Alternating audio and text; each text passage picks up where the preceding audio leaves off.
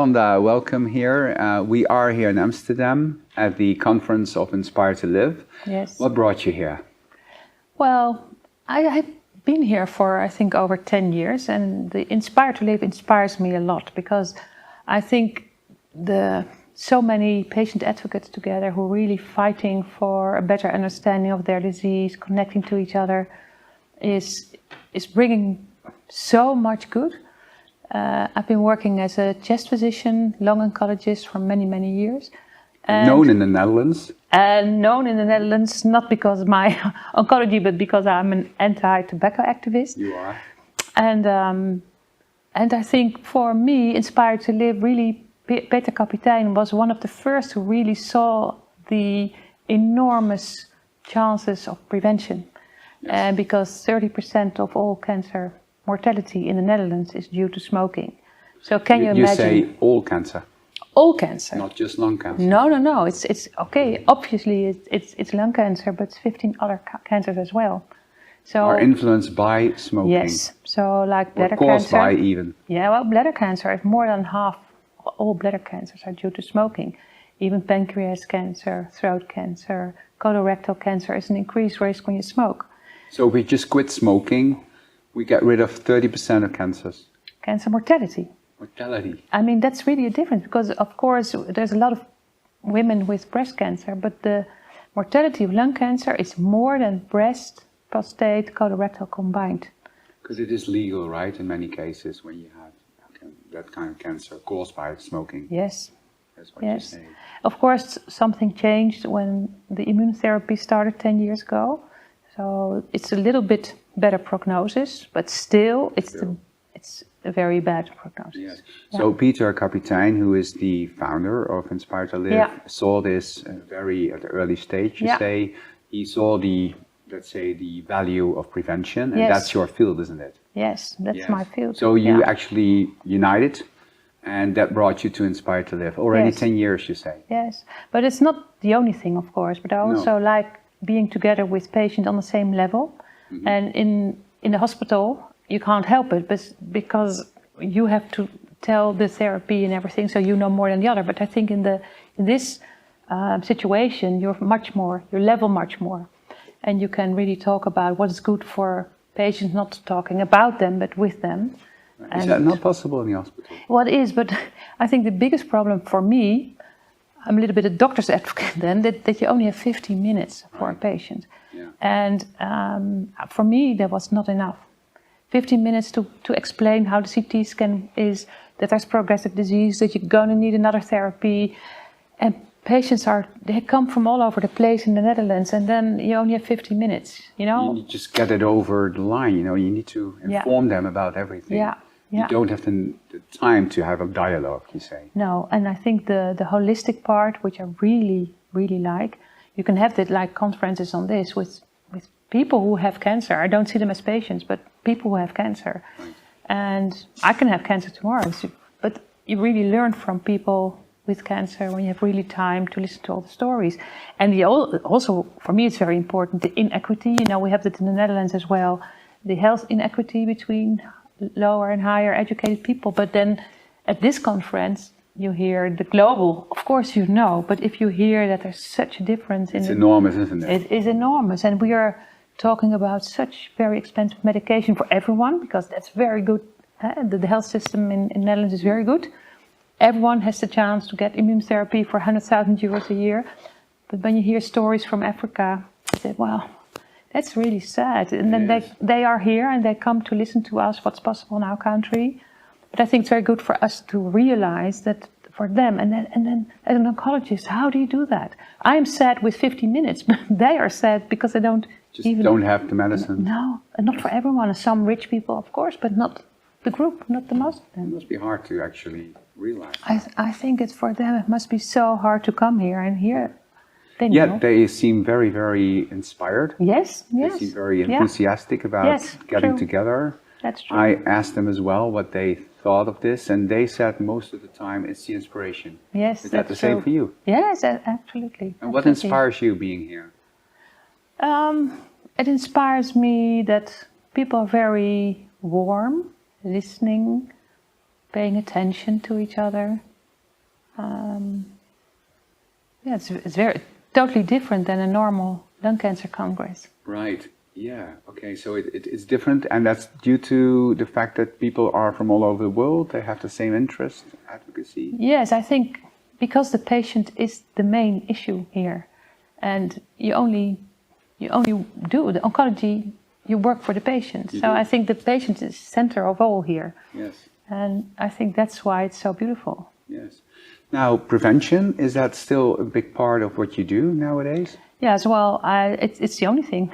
Mostly working on the tobacco prevention and being an activist and inventing and lawsuits against the tobacco industry or against the state or against a lot of things like we can have initiative to stop smoking at all, like a generation bound law that defines that in 2035 no child is ever allowed to buy cigarettes anymore. So you need to have a lot of contacts, a lot of lobbying to get your network, knowledge about lawsuits. So I've been learning so much about all our legal lawsuits. practice as well besides yes, it, right? We had 3 lawsuits, so you really know something about. You do. But I still don't understand, and that's why all the lawyers have to laugh all the time. That they said, why is this totally lethal product so legal? And a product 2 out of 3 people when used as intended die of this product. When you would introduce it today as a new product, no one would ever accept it. How can that be? And lawyers will have to laugh. It's a rhetoric question. It's there, Yeah, right? it's We there, have accepted tobacco to be there. It's normal. It's normal to have 1 out of 3 patients dying of cancer, that you can prevent it. That's normal. We found that's normal. Yeah. I think it's. Have you seen improvement over time? The time that you've been busy with all In the this? beginning, there was an improvement, but the last 4 years since the prevention tables, which was invented by the company, business company, how do you call it, VNO-NCW? Yes. They invented the prevention tables because then they were at the table, of course. And since then, 2017, 2018, the decrease stopped. So now it's a little bit frustrating. going up. That's really very frustrating. Yes. But we know what happened. We know that how the lobby worked. So now we have extra munition because it's increasing, that everyone knows, this has to stop. Because if you don't take the right measures, increasing the price every year, then nothing will going to change. Yes. And it still inspires you doing this, and even that you have actually stepped aside from your practice as a doctor and doing this full time. Full time. What I also do is to see more from the lower class environment, that I go with people who work there and to see what's happening there. So people who don't have money or don't have a living or don't have a house, or then they all smoke and they're obese and have so many problems. They don't have money, they don't have food even, and it's very even nowadays, especially nowadays, right? Yeah. And you know that especially you have all those problems. So smoking is not the problem. There are 10 problems. It's part of, And I think that's very good to feel and to know. I knew it, but to feel it as well, so I can tell other people that it's not their own choice to be in this situation. But if you're when you don't have any money left and you're trying to survive with your family out of stress, your IQ lowers for 10 points or something like that, and it's very difficult to get your impulses controlled. Then you get obese, and then you smoke, and you just let it go, And you can imagine it when you are there. You can imagine. And on the other hand, you would say but it is obviously, as you say, it's part of the circumstances in their life that they get to this. On the other hand, it's actually a choice, or don't you think so? No, it's not a choice. Right. No. I think a lot of children are born in a situation where there was no food and there was a lot of smoke, and then they got their little brains because of the smoking during pregnancy, and they're born at 30 weeks instead of 40 weeks, so they're very small. No say in anything. And there's and of course they get addicted very soon because their brain was already flooded with nicotine. So no, I think that mainly the problem is very big, and it's not a choice. And then that's a big task, isn't it? To get something changed in that field. Yes, it's very difficult. Still, you feel very inspired doing this. Yes. What inspires you, just committing yourself so much to this? What is it? Psychiatry, I think. It's sort of Would weird. you say? I don't know. There's any explanation for yourself? You've never been a smoker yourself. I've been a smoker. You have? Yeah, until I was 47. I was really a champion smoker. Yeah. And so what made you change your mind? Well, I didn't change my mind, but my daughter, she made me change my mind. She called me at night. She was 14 years old, and she called me smoking, and I smoked since I was 12. I was on boarding school when I was 12, so I already smoked then. So I've been a long time smoker. And then when she called me in the night, and she was really crying, and she was very sad, because for her, smoking was dead. So you don't want to be my mother. You want to die. What is this? This is literally a wake-up call Yes. in the middle of the night. Yes. So your daughter changed you because you suddenly realized, what am I doing? Yes. And that is your inspiration. Well, that's how it started, and she knows that. In every interview, I always tell them it's my daughter, and blame it all on her. Blame it all on her, but she never expected that this would happen. I just started. She must be proud of you now. Yeah, she is. She is. She's happy that I'm not a smoker. But I started writing a book about smoking cessation. Mm-hmm. Then I make a book about motivational interviewing.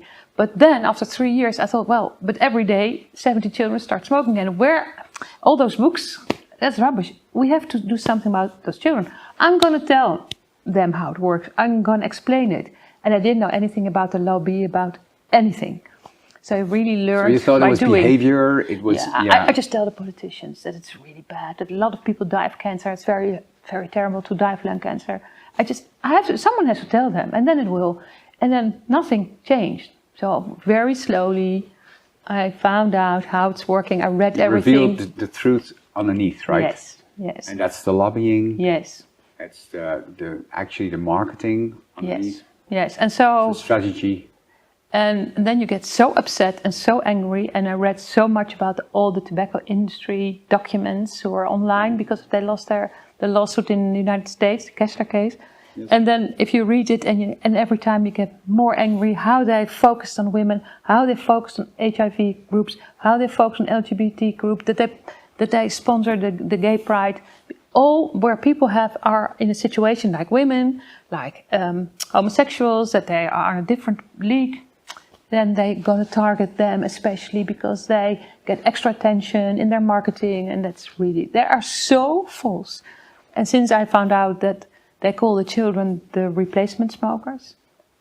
The children are the only source of our replacement smokers. So many people die. Can you explain that term? What's a replacement? Because 2 out of 3 smokers die of a smoking-related disease. Right, so we need new consumers. Yes, they don't want them to die. Of course they don't want that. But so they need, and no one is ever going to smoke after his 25th birthday. So they have to catch them when they're young. And the younger the brain, how more addicted they become, how more they will smoke. So they really, and from the documents, in fact, they are the only source of replacement smokers, and if they got lips, we want them. That's what they say. So that made you angry? Yeah, so every day there's something that makes me angry again. How can this be? And then I found out last year they bought a very big firm with respiratory medication. And so what they did, they bought this firm, and this firm is supplying protocols to GlaxoSmithKline for the inhalation therapy for COPD, chronic bronchitis. Well, so Philip Morris makes COPD. All COPD patients, 80-90%, is due to smoking, coughing, dyspnea, name it. Need treatment. And what now? They bought the treatment. So there's a long professor. Looks like a business concept, right? It's a double win-win. So you win for one time from selling cigarettes, and then you win from selling this inhalation. Bizarre, isn't it? And they can use the inhalation technology to make it even more addictive. So in England, there was a lung professor, and he said, all my patients have to change the inhalation therapy. So then Glaxo, they visited our head of our chest physician foundation, and they said, oh, that's something for Wanda. She has to decide that.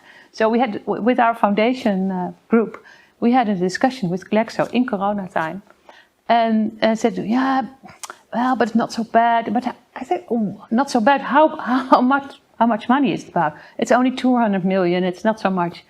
So, but so all the puffs you are selling in the Netherlands, all this money from 200 million, which is not so much probably, goes into the pockets of Philip Morris. What do you think of that? Yeah, but it's only after 1 year, the patent will go. So we decided with the lung specialist that we were not going to change our patients from one medication to another because it was Corona time, because all the lung specialists had to call the patient. So it's too busy. We cannot do it now. But still, it is like that now. So they win double. And they also bought a firm with cardiac medication to inhale. After you have pain on your chest, you inhale aspirin, or sort of aspirin. So they want to sit at the table of the healthcare business. And because no one knows, I mean, I had to work really hard to know everything what I know now. Yes. So I can't blame people. But most people, they say, well, they need to go in transition, you know, they know it's causing cancer, so you have to give them a chance. But they know since 1950 that smoking causes lung cancer. And they start harm reduction and in 1950 by putting on filters on cigarettes. Filtering nothing. Right. Nothing. So they knew they were doing nothing. And then they started by selling light cigarettes. It was just perforation of holes in the cigarettes, nothing light together. So they were not allowed to sell it anymore. And then now they are going to be in health business because they need to be in transition. They are in transition since 1950. So never, ever, ever believe them. They're mafia. I can see your passion in the meaning of pain, in a way. Yeah, right? I really can't understand. I really can't understand it. Yes. If you see patients, And you can't stand it No. as well. Yeah. No, it has to go. It really has to go. Yes. And it Is will. and it will. Yes. I see the determination. Is this one of the things that you find with other members of Inspire to Live? This kind of passion for Certainly. getting the best for people, Yes. getting the best for patients. Yes. So that's what brings you here in a way. Yeah, Yes. sure. That is inspiring. I can understand. Yes. For people to Yes. see that kind of light. Like I want to Yes. have the best for Yeah. patients. Is it you as a doctor? Is it you as a woman who has this drive to actually do something against this? I think that's just one and all Is the it same. intertwined? Is it Yes. just the same? I've been a doctor since 1984, so it's a part of me, being a doctor. And then we have the third part, which is the mother. The Yes, mother who- also. Did you promise your daughter you would do something against it? Yes, You did. yes. Well, for myself, I would stop. I promised her that. Not that I would change, was Oh, starting okay. to change the world. No, That I never commitment did. you didn't no, give. because I Yeah. didn't know that at that moment. I only. It just happened to you, didn't it? It just happened. Yeah. Yes. Yeah. Wonderful. It's so good to hear all this. And what so far today, it's the second day of the conference of Inspire to Live. What's the highlight for you for the 2 days that you already had here? I think it was very nice to meet people from Kenya. And so we have this, we will have an appointment because he asked, what is the most important thing? Because I am on the board now, the anti-tobacco board in Kenya. What do I have to do first? And so I told him, well, ban the tobacco industry at the table. That's the most important thing. So we have an appointment later. And I think the international network act locally, but, you know, organize globally, because the tobacco industry is a multinational, it's everywhere. So I think it's very nice and inspiring to meet, and you actually prepared him. Yes. And you told him what Yes. to do because of what you know now. Yeah, but I can ask him. You can learn from each other. I Yes, think that's you very can. inspiring. Yeah. Thank you so much for this wonderful conversation, and have a good time also tomorrow. It's the third day tomorrow. Yeah. Tomorrow I'm going to the Maternity Health International Congress to talk about motherhood and smoking, and how the disadvantages are for the children, Right. mothers who smoke. Yes, and probably you bring a few of your inspirations from those 2 days to the next event that you're going to. Yes, I learn from every event, and Thank you so much. okay. Thank you.